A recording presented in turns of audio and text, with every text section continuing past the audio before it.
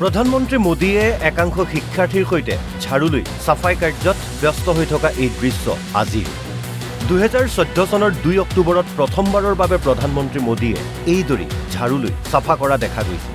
সেইদিনাই মোদীয়ে আৰম্ভ কৰিছিল স্বচ্ছ ভাৰত অভিযান।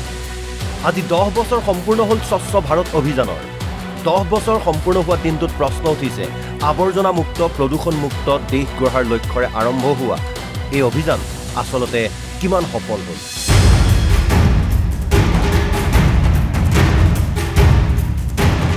সফলতা বিফলতাৰ খতিয়ান চৰকাৰে দিব আৰু আপুনি শুনিব। তাৰ আগতে ৰাজ্যৰ চৌপাশ চাই লওক। এয়া হৈছে অসমৰ চিনাকি ঐতিহ্যমণ্ডিত শিৱসাগৰৰ দৃশ্য।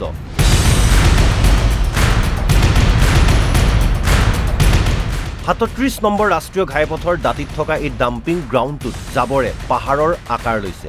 কাষেদি পাৰ হৈ গ'লে আপুনি নাকত ৰুমাল লৈ যাব লাগিব।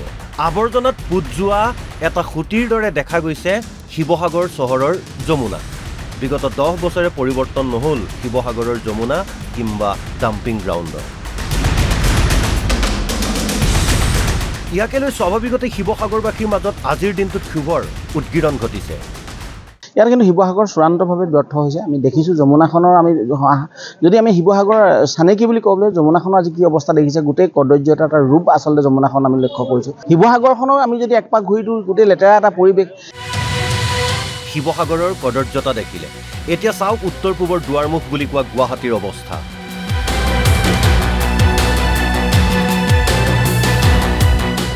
গুৱাহাটী চহৰৰ মাজেৰে বৈ যোৱা বাহিনী আৰু ভৰলুলৈ ক্ৰমাৎ এইদৰে পৰ্যবেক্ষিত হৈছে এটা গেলা পচা নলালৈ।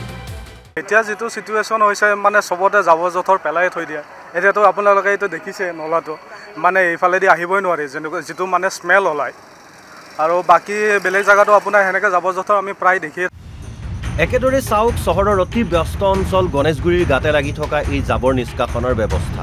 জাবৰ নিষ্কাশনৰ উদ্দেশ্যেৰে স্থাপন কৰা এই ব্যৱস্থা এতিয়া গলগ্ৰহ হৈছে মহানগৰবাসীৰ বাবে।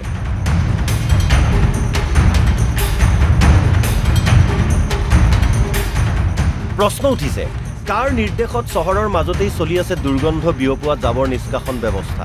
স্বচ্ছ ভাৰত অভিযানক ধোঁৱাচাঙত তোলা এই ব্যৱস্থা এতিয়া কেৱল শিৱসাগৰ কিংবা গুৱাহাটীতেই নহয়। তৰুণ গগৈ চৰকাৰৰ সময়ত ৰাজ্যৰ ভিতৰতেই লেতেৰা চহৰৰ দুৰ্নাম পোৱা তিনিচুকীয়াতো নহ'ল একো পৰিৱৰ্তন।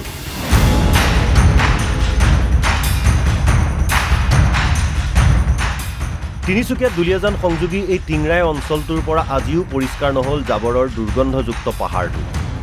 এই বিষয়টো যিটো কল এণ্ড ফিক্স নামৰ যিটো কোম্পানীয়ে যিটো জাবৰ দুখন নিষ্কাশনৰ নামত আহিলে অকল তিনিচুকীয়া বুলিয়ে নহয়, তেখেতলোকে মাৰ্ঘেৰিটা, ডিগবৈ, ডুমডুমা, মাকুম বিভিন্ন অঞ্চলৰ জাবৰ নিষ্কাশনৰ নামত কিন্তু ইয়াৰ পৰা শ কোটি টকা লুঠন কৰি ল'ল। আৰু ইয়াৰ কাৰণে কিন্তু আমি তিনিচুকীয়া পৌৰসভাক জগৰীয়া কৰিম।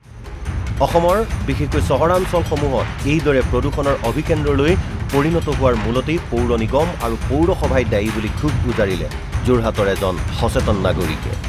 আৰু যোৰহাট নগৰখনত আপুনি ইমানেই দুৰ্গন্ধময় পৰিস্থিতি, গতিকে স্বচ্ছতাৰ দিশত আমি যোৰহাট পৌৰসভাত কোনো কাৰণতে কোনো ক্ষেত্ৰতে আমি কোনো নাম্বাৰ দিব নোখোজো।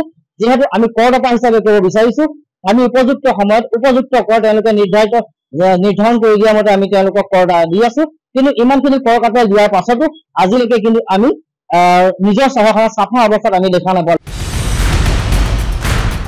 এইকেইটা উদাহৰণেই যথেষ্ট যে অসমত চূড়ান্ত ৰূপত ফ্লপ প্ৰধানমন্ত্ৰীৰ স্বচ্ছ ভাৰত অভিযান।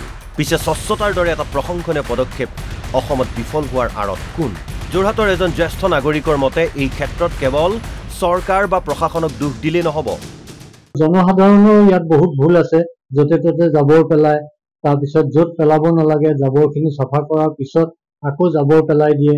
এইটো সজাগ হোৱাৰ অতি প্ৰয়োজন। আৰু এইটো যদি সজাগ নহয় আমাৰ স্বাস্থ্যৰ প্ৰতি হানিকাৰক আৰু আমাৰ পৰিৱেশ প্ৰদূষণ হোৱাৰো ইয়াক অৰিহণা যোগায়। আৰু যাৰ বাবে আমি প্ৰত্যেকেই ইয়াৰ বাবে দায়িত্ব ল'ব লাগিব। শিৱসাগৰৰ পৰা ইৰছাদুল্লাহ, তিনিচুকীয়াৰ পৰা প্ৰতাপ মৰাণ, যোৰহাটৰ পৰা পিংকু বৰা আৰু গুৱাহাটীৰ পৰা হেপ্পী বৰা আৰু লিজা বৰাৰ ৰিপৰ্ট NB নিউজ।